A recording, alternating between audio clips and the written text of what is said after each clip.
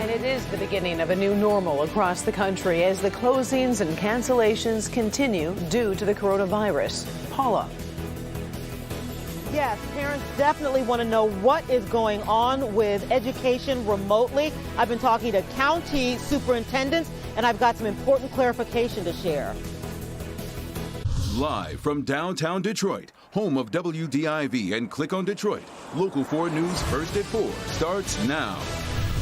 Good afternoon, everyone. As you just saw, President Trump gave an update to the nation just moments ago. His administration now advising all Americans to avoid social gatherings in groups of more than 10 people. He also said Americans should cancel discretionary travel in an attempt to slow the outbreak of the coronavirus. The president was asked what he was telling his own family about the virus, including his youngest son.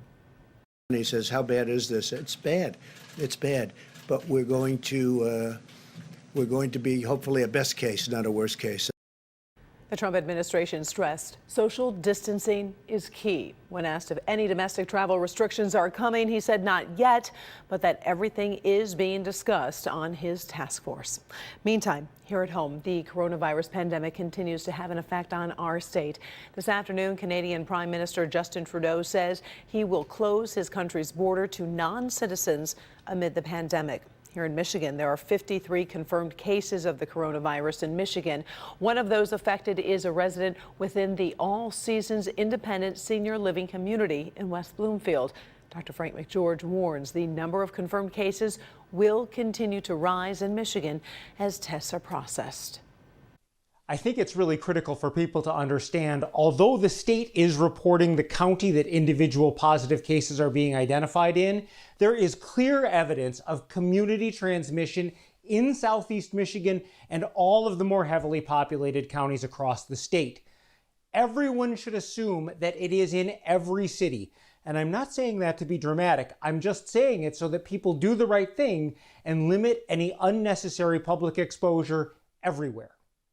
All right, we appreciate that, Doc. Governor Whitmer issues an order to close dine-in at all bars and restaurants in the state as the coronavirus outbreak continues to spread. Residents are urged to use delivery and carry-out options.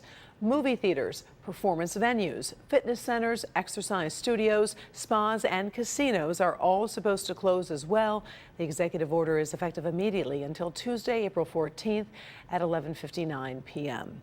State of Michigan joins other states trying to slow down that spread of the coronavirus. They're trying to flatten the curve. Kimberly Gill in the newsroom with the latest on what's going on across the country. Kim? Hi, Karen. Good afternoon. The move comes after European nations and capitals and shutting down schools, bars, and theaters as measures to delay the spread of coronavirus.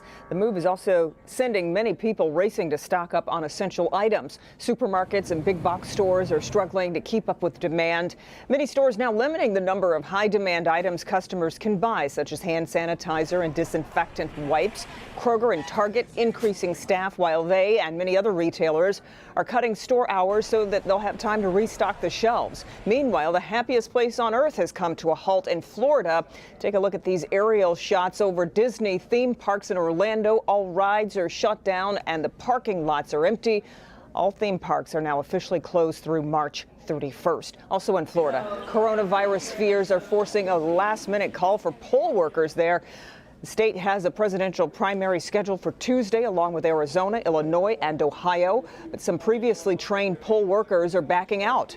Many of those stepping aside are over the age of 60, an age considered especially at risk if coronavirus is contracted. So, Karen, we're here in the newsroom working on more information as we speak. We'll be back at 5 o'clock with more. All right. Thank you, Kim. We'll see you then. Meantime, the markets are in for another roller coaster week as policymakers continue to ramp up their responses to the global coronavirus outbreak. Take a look at the big board right now. Stocks fell sharply today, down nearly 3,000 points, even after the Federal Reserve embarked on a massive monetary stimulus campaign. Some very disturbing news in the financial market. Both the Dow, as you see, and S&P had their worst day since 1987.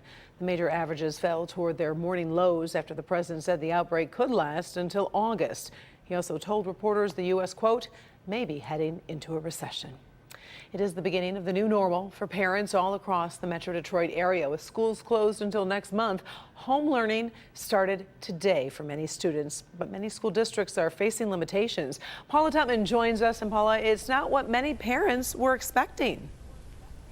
No, not at all. And what I want you to do is I want you to think about these core classes: English, math, history, and science. It is critical that students not fall behind in these areas. And educators are admitting that they're doing everything they can to keep them engaged, to keep them learning, but also to figure out how they can possibly make all this work count once they get it going.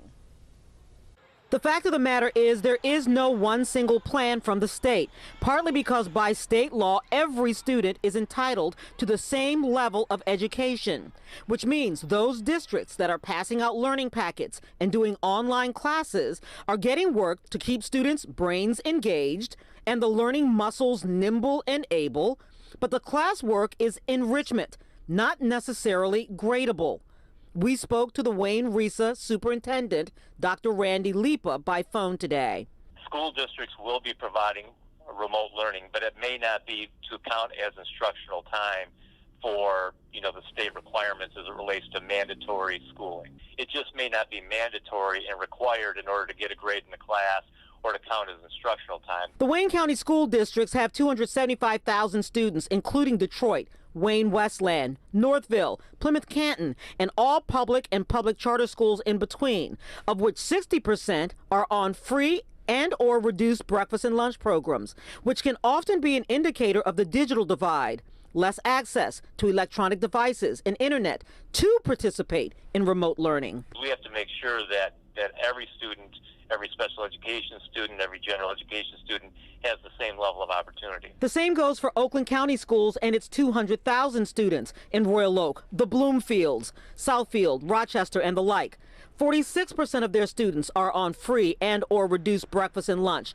And in this district, Chris wants to know, what about college-bound juniors and seniors who can't just have enrichment learning, but need cold, hard grades to advance? So it's a different world right now, because since they're not in school, how is that going to set them up for the future and get them ready for college? We spoke to Dr. Wanda Cook Robinson of Oakland Schools by phone today. So I want parents and students to know that the superintendents are steadily looking at this issue, exploring, and that's why they may get a message today that is changed tomorrow, because the more information they get, the more changes they're making, so that we can make this a smooth instructional time for students.